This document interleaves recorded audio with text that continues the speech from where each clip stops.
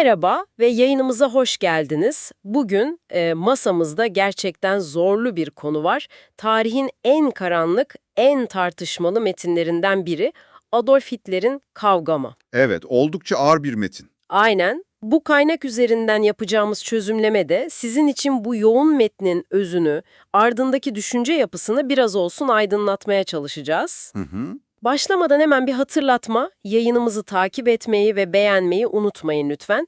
Desteğiniz bizim için gerçekten çok önemli. kesinlikle. Peki nedir bu kitabın olayı? Yani neden yazılmış? Hitler'in zihninin derinliklerinde ne vardı o sırada? Ve hangi koşullar, hangi toplumsal atmosfer bu fikirlerin yeşermesine yol açtı? Evet, iyi sorular. Gelin bu zorlu metnin katmanlarını birlikte aralamaya çalışalım. Elbette ama şunu başta belirtelim, amacımız burada bir yargılama yapmak değil. Yani kimseyi veya bir dönemi yargılamak değil. Doğru. Daha ziyade kitabın yazıldığı zamanın atmosferini, Hitler'in öne sürdüğü temel savları, iddiaları ve bu metnin neden bugün bile hem önemli hem de tehlikeli olarak görüldüğünü anlamanıza yardımcı olmak istiyoruz. Objektif bir bakış açısıyla yani. Aynen öyle. Olabildiğince nesnel bir mercekle metnin kendisine odaklanacağız. Harika. O zaman başlangıç noktası olarak kitabın yazıldığı yer ve zaman önemli sanırım, değil mi? Kesinlikle. Bağlam her şey demek.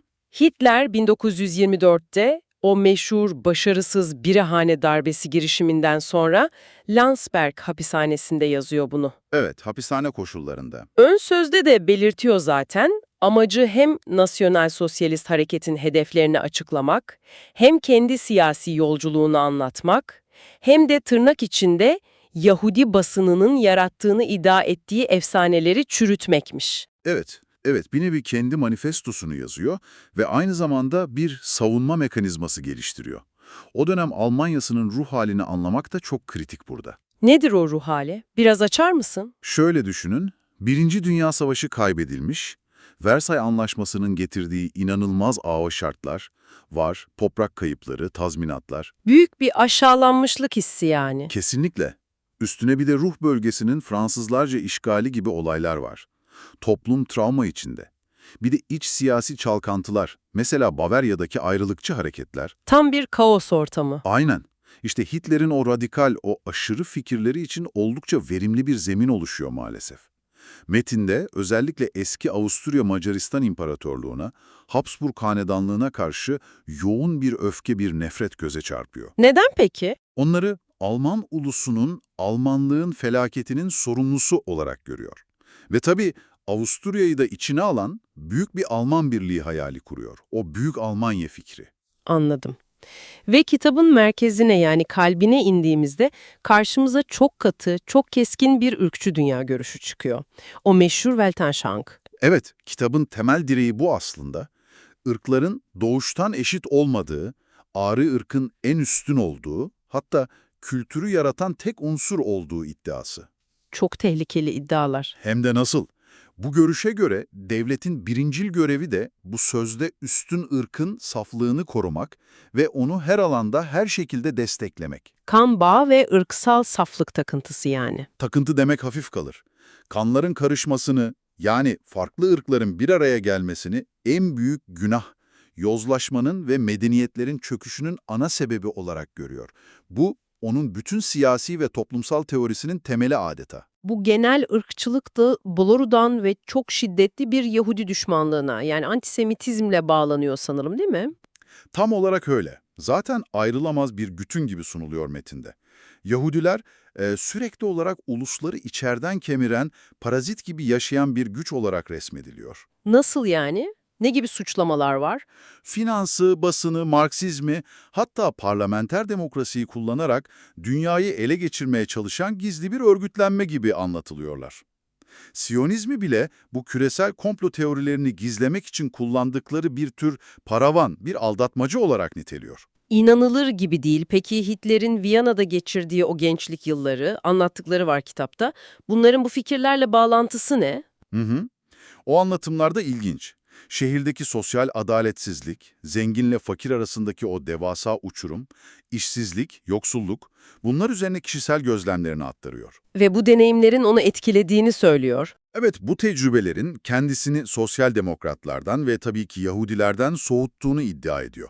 Bu kısımlar, bu tür fikirlerin nasıl bir kişisel zeminde de yeşerebildiğini göstermesi açısından önemli. Bu arada yayınımızı faydalı buluyorsanız, beğen butonuna basarak ve kanalımıza abone olarak bize destek olabilirsiniz. Ufak bir hatırlatma yapalım. Evet, destekleriniz önemli. Peki, parlamenter demokrasiye yönelik eleştirileri, o da önemli bir başlık sanırım. Hem de nasıl? Onun totaliter vizyonunun temel taşlarından biri.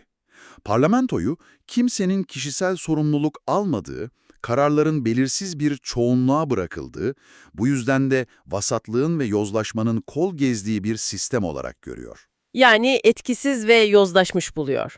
Daha da kötüsü, bu yapıyı Yahudilerin sızması ve kontrolü ele geçirmesi için çok elverişli buluyor. Yani demokrasiyi de Yahudi komplosunun bir parçası olarak görüyor. Peki, onun önerdiği alternatif ne? Alternatifi, tüm yetki ve sorumluluğun tek bir liderde toplandığı, kararlarının sonuçlarından bizzat sorumlu olduğu, hatta yere gelirse hayatıyla ödemeye hazır olduğu sözde bir Cermen demokrasisi. Yani aslında düpedüz diktatörlük. Adını öyle koymasa da özünde o. Bu, tabii o dönemin krizlerle boğuşan, kararsız görünen Weimar demokrasisine karşı güçlü ve kararlı bir liderlik vaadi sunarak kitleleri etkileme amacı taşıyordu. Ve bu liderin kitleleri peşinden sürüklemesi için de çok net yöntemleri var anladığım kadarıyla. Propaganda. Kesinlikle. Bu konudaki fikirleri hem çok detaylı hem de ürkütücü. Ve maalesef o dönemde epey etkili olmuş yöntemler bunlar. Ne diyor mesela propaganda hakkında? Propagandanın hedefinin asla entelektüeller olmaması gerektiğini, doğrudan kitlelere yönelik olması gerektiğini savunuyor. Mesajlar basit olacak, duygusal olacak, akılda kalıcı sloganlarla sürekli tekrarlanacak ve çok önemli, hep tek bir düşmana odaklanacak. Dikkat dağıtmamak için. Aynen öyle.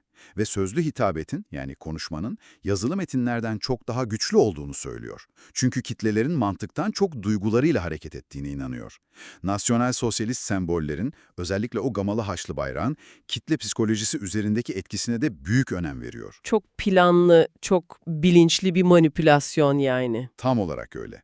Kısacası kavgam, Hitler'in kişisel öfkelerini, saplantılı ırkçı teorilerini ve totaliter bir devlet arzusunu harmanladığı bir tür manifestodur. İçerdiği fikirler sadece tarihsel bir belge değil. Neden değil? Çünkü günümüzde bile bazı aşırı sağcı hareketlere ilham verme potansiyeli taşıyor. Ve bu tür ideolojilerin hangi toplumsal koşullarda, hangi çatlaklarda yeşerebildiğini göstermesi açısından hala tehlikesini ve üzerine düşünme gerekliliğini koruyor. Hatta biliyorsun, kitabın Almanya'daki yayım tarihi bile başlı başına bir olay. Yıllarca yasaklı kaldıktan sonra ancak telif hakkı düşünce o da eleştirel baskılarla yayımlanabildi. Evet, bu da kitabın ne kadar hassas bir konu olduğunu gösteriyor. Peki bu çözümlemenin ardından belki de üzerinde durulması gereken akılda kalacak soru şu olabilir. Nasıl oluyor da yani tarihin belirli anlarında derin toplumsal krizler yaşanırken, ekonomik buhranlar varken, kimlik arayışları içindeyken toplumlar, böylesine yıkıcı, böylesine insanlık dışı fikirler sunan liderlerin ve onların ustaca kullandığı propagandanın peşine takılabiliyor? Çok önemli bir soru bu. Lider kültü, kriz anlarının psikolojisi, propagandanın gücü, bunların hepsi bu denklemin bir parçası sanırım. Üzerine düşünmeye değer gerçekten. Bu derinlemesine incelememizi burada noktalıyoruz. Umarız faydalı olmuştur. İçeriğimizi beğendiyseniz ve bu tür analizlerin devamını görmek isterseniz lütfen kanalımıza abone olmayı ve bu bölümü beğenmeyi unutmayın. Bir sonraki yayınımızda görüşmek üzere. Hoşça kalın.